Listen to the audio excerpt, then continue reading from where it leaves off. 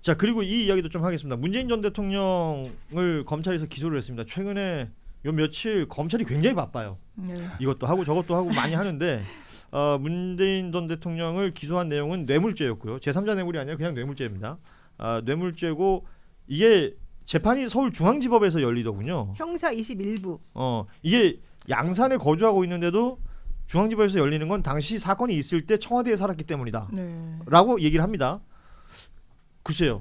이렇게 되면 이제 전현직 대통령, 아니 전현직이 아니 전직 전전직 이 대통령들이 모두 같은 법원에서 재판을 받는 뭐 어찌 보면 굉장히 국민들 입장에서 불행한 일이 벌어지는 건데, 그러니까 전직 대통령 지하 주차장으로 들어왔어. 그럼 전전직 대통령은 어떻게 될까? 법원에서 어떻게 판단할까요, 이건? 그러니까 청사 관리하는 건 서울고등법원장이니까 예. 동일하게 판단해야 되는 거 아닙니까? 본인들이 내세웠던 잣대에 따르면요. 그러니까 그리고 서울중앙지방법원에 기소를 한 것도 저는 이해가 되지 않아요. 아하. 그 당시에 불법행위지여가지고 했다는데 수사는 전주지검에서 했었거든요. 그러니까요, 심지어. 그런데 그게 기본적으로 어쨌든 피고인의 주소지에서 이뤄지는 게 모든 이런 절차가 그게 원칙인데 그걸 저버리면서 중앙으로 올렸다는 점도 의도가 있어 보이고 시점도 마찬가지입니다. 타이밍도? 기본적으로 대선 지나면 그 국면에서 기소 못할 거라고 생각했을 거래요. 그런데 이거 되게 언론 주목도가 높았죠. 전주지검의 볼륨에 비하면. 그러니까 이 검찰 수사 인력들은 기소를 무조건 꼬린으로 인식하는 거예요. 그래서 수사 기소가 진짜 분리돼야 되는 거거든요. 그러면 우리 못할 거고 그걸 패배라고 인식하는 거예요. 수사기관임에도 불구하고 이걸 정당하게 중립적으로 들여다볼 그런 생각 제가 봤을 때는 없거든요. 의지와 능력이 없어요. 근데 어떻게든 이걸 기소해야 내가 성과를 낸 건데 대선 국면 지나면 안 될 것 같아. 빨리 하자. 이렇게 하면 안 됩니다. 왜냐하면 그때 열람등사하고 답변서 준비하는 와중에 이렇게 기소하는 경우가 어디 있습니까? 지금 그 얘기를 많이들 하죠. 이분이 형사합의 21부 부장판사가 누구냐면 이현복 부장판사예요. 예. 이분이 옛날에 사법정책실에도 있었던 분이고 중앙지방법원 판사도 했었고 법원행정처 홍보심의관도 했고 예. 조희대 대법원장이 대법원에 있을 때 대법관이었을 때 전성연구관도 했었어요. 그리고 양승태 대법원장 시절에 잘 나가던 사람이에요. 이 분이. 저도 개인적으로 몇 번 만나보고 그랬었는데 진짜 법 쪽에 잘 나가는 사람들은 다 노영희를 거치네요. 뭔 그런 소리. 여기 딱 전화번호가 아니 방송 시작 전에 그 얘기를 하셨어요. 저 문영배 헌재 그 아니 권한대행 그런 얘기는 하지 마십시오. 하지 마요? 예, 당연하죠. 왜 그러세요? 아니, 아니 통화했다며요. 하지 마세요. 예, 하지 그런, 마요? 예, 그런 얘기는 하는 거 아니에요. 잘못했습니다. 일단 사과부터 하시. 예. 왜 그러세요? 자, 진짜. 그래서 그러면 이런 성향의 판사가 재판을 한다는 것은 그렇고 윤건영 의원 측에서 계속해서 얘기하고 있죠. 4월 27일이 이제 판문점 선언 7주년 되는 행사가 국회에서 열리게 되는데 그때 국회에 방문을 할 계획인데 이 타이밍에 맞춰서 기소를 함으로써 이게 뭐 소위 말해서 이제 모욕주기, 망신주기 그렇죠. 예. 그 이상 그 이하도 아니다. 앞서도 얘기하셨지만 답변을 준비하고 있는 과정에 갑자기 이제 벼락 기소를 해버렸단 말이에요. 그러니까 검찰의 이 행위들에 대해서는 우리 황진범 의원은 어떻게 평가를 하시는지요? 일단 뭐 오늘 서울에 행사 있어서 올라오시는 일정을 앞두고 전날 기소한 거에 더 추가적인 망신주기 의도가 있다고까지 보기는 좀 왜냐하면 기왕에 이렇게 무리한 좀 이해 안 되는 방식과 절차로 이렇게 시점에 이렇게 기소를 하는 마당에 그것까지 뭐 정교하게 고민했을지는 모르겠고요. 다만 이 자체가 좀 굉장히 좀 우려스러운 행동이죠. 그러니까 대선 앞두고 있는 타이밍이기도 하고요. 난 일부러 그랬을 것 같은데 오늘 국회 오시니까 뭐, 일부러 딱 맞춰가지고 더 이슈가 되죠. 뭐 어찌됐건 이제 겹치기가 되는 거니까. 근데 이제 문재인 대통령 입장에서 보면 굉장히 이제 반발을 이제 크게 하고 있고 불쾌한 일이고 그리고 이제 이번 이 기소를 검찰 개혁의 어떤 기회로 오히려 삼겠다라고 이제 강하게 이제 나오셨단 입장을 말이죠. 냈죠. 그리고 오늘 저 행사에서도 연설에서도 뭐 지난 3년 퇴행과 반동의 시간이었다라고 하면서 강도 높게 비판했고 그래서 앞으로 이거로 해서 재판이 진행되고 한다 해도 더 세게 오히려 피하지 않고 공개적으로 많이 이제 비판과 자기 입장을 낼 수도 있지 않을까 싶습니다. 예. 어찌됐건 앞서도 얘기했지만 이제 볼 포인트는 몇 가지 있는 것 같아요. 윤석열 전 대통령이 법원에서 보여줬던 모습이 있는 것이고 그리고 법원에서 판단한 내용들 있잖아요.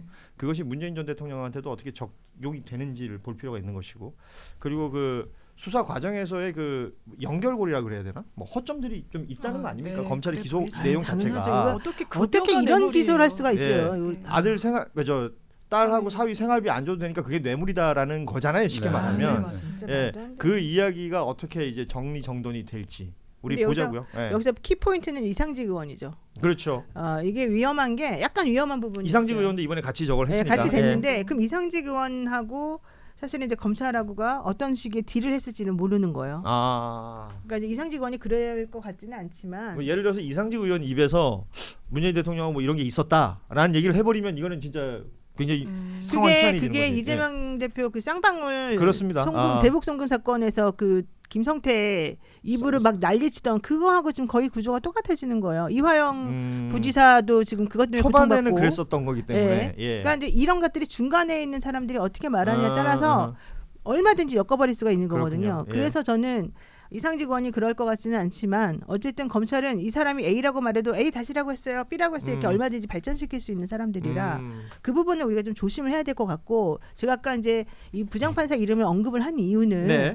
실질적으로 문재인 정부 때 이분이 조금 힘든 고생을 했다? 힘든 아. 시절을 조금 겪었다는 거예요. 왜냐하면 박근혜 대통령이 있었을 때 이 조희대 대법원장이 대법관이 됐어요. 예. 그러니까 그때까지 잘 나갔었던 거야. 재판 연구관 그렇죠. 하면서. 그리고 양승태 그러다가- 때도 잘 나갔을 것이고. 그러다가 이제 끝나고 난 다음에 현실적으로 문재인 정부 때 그 판사들에 대한 문제 사법농단 얘기 나오고. 그래서 그것 때문에 재판이 막 계속해서 예, 이루어지고 예. 판사들이 그때 되게 문재인 정권을 싫어했단 말이죠. 위축되기도 했었죠. 민주당도 예. 싫어하고 예. 이제 그랬던 분이 실질적으로 이 윤석열 정권에 또 들어와가지고는 또 다시 조금 뒤집어지는 모양새를 보여가지고 여기까지 왔었었는데 물론 이제 그 이현복 부장님의 성향으로 봐서 그럴 것 같지는 않지만 혹시라도 오해가 있을 수 있는 또 이 사법적인 그럴 수 있겠군요. 처리 같은 예, 걸 하면 예. 안 된다라는 네. 의미에서 제가 일부러 한번 말씀을 좀 드려본 그렇습니다. 건데 하여튼 조심해야 될 이 함정 요소들이 많다. 예. 네, 이걸 말씀드립니다.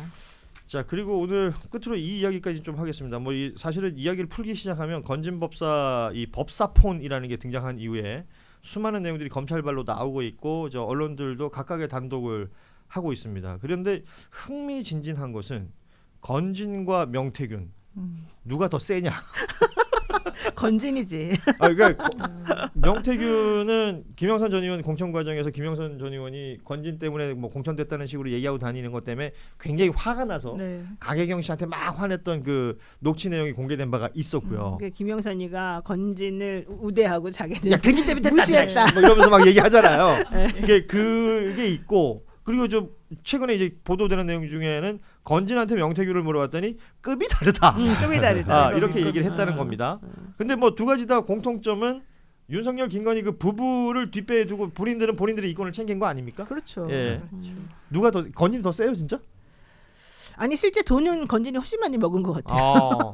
사이즈로는 네, 왜냐하면은 여기는 관봉까지 들어갔으니까. 명태균 씨는 500만 원 그때 김건희 씨가 500만 원 준다고 그렇게 좋아갖고 고이고이 그 봉투 모셔놓고 코바나 컨텐츠 봉투 봉투까지. 모셔놓고 장롱색에 넣어놓고 사람들한테 그거 갖고 자랑했다는 거잖아. 근데 이 사람은 관봉이 이렇게 있는 5천만 원을 그냥 한국은행 거는 딱 이렇게 들고서 넣어놓고 기념품으로 넣어놓고 쓰지도 않아도 되고 또 6억 얼마가 또 딱 통장에 들어있고.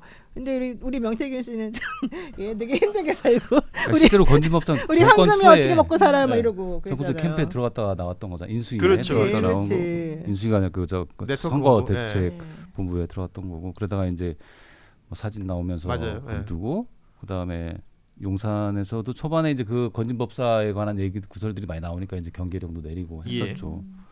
여기 말씀하신 대로 검찰이 수사를 하고 있으니까 액수 총합을 한번 내보면 누가 세? 그러네.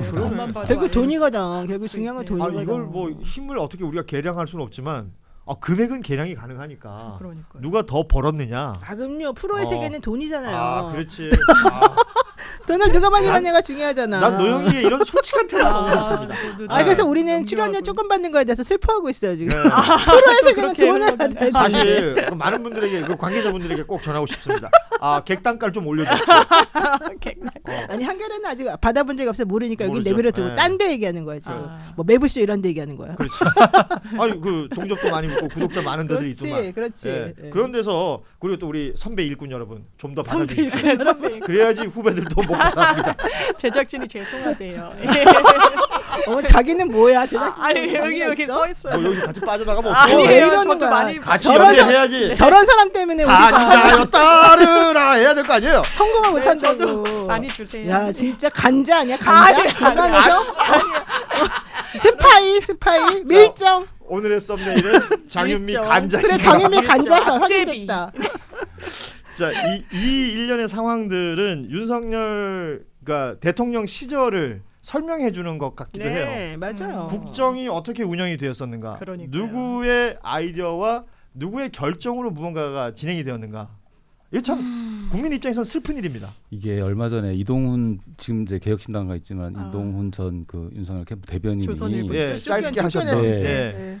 이 정권이 여사와 검사의 정권이라고 했는데요. 사실 3사 같아요. 여사, 검사, 법사까지. 예. 예. 아, 그러네요. 완전. 슬픕니다. 예. 이게 뭐 지금 관봉 건진법사의 관봉이라든지 명태균 씨가 뭐 받았다는 뭐 돈 혹은 돈 대신 대가로 받은 공천 네. 이런 것들 생각해 보면 있어서는 안 될 일들이 벌어졌고 이것에 대한 처벌은 어떻게 제대로 이루어진 적이 없는 거예요 지금. 그래서 수사가 진행되고 있는 것이고 이걸 처벌을 제대로 할 수 있는 것이냐 이것도 지금 따져봐야 될 부분이 있을 것 그리고 같은데. 공천 이인선 의원 공천도 해줬다는 어제 그렇죠. 거잖아요. 네. 대구 수성. 예. 진짜 해줬대요. 그리고 뭐 누구 해줘라 누구 이름 뭐 계속 나오는 게 비슷한 패턴이에요. 나 도와줬으니까 해줘라. 그렇죠. 그때 김영삼도 그때 주장했던 선거 게 때 열심히 많이 했으니까. 도와줬잖아. 예. 이거였어요. 그리고 뭐 이렇게 윤석열의 거짓말이 여실히 드러나는 것들이 몇 가지 있잖아요. 뭐 윤상현 의원 관련해서도 공관위원장인지 몰랐다고. 그때 뭐 정신석 실장이 위원장인 줄 알았다 이랬었는데 내가 상현이한테 얘기해 볼게. 네. 이 얘기를 정확하게 한단 정확히 말이에요. 하지.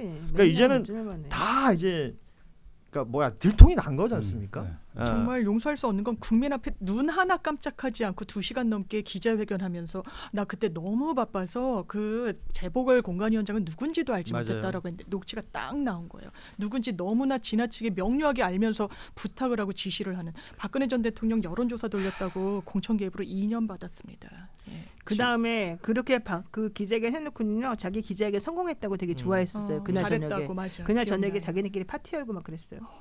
미치겠습니다.